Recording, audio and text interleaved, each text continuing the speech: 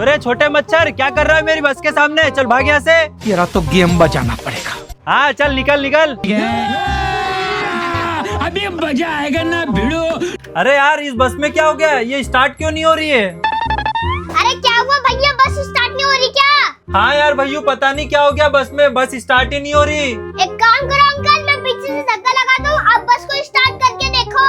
हाँ भैया ये भी कोई पूछने वाली बात है क्या? तू धक्का लगा, मैं बस स्टार्ट करता हूँ। ठीक है अंकल जी। अरे क्या हुआ अंकल, अभी भी बस स्टार्ट नहीं हुई क्या? नहीं यार भैया पता नहीं क्या हो गया, बस तो स्टार्ट ही नहीं हुई। अरे अंकल जी एक काम करो, आप पीछे से धक्का लगा दो, मैं बस स्टार्ट करके देखता हूँ। हाँ यार भैया तू सही बोल रहा है, तू छोटा है तो तुझसे कम ताकत लग रही है। एक काम करता हूँ, मैं ही धक्का लगाता हूँ।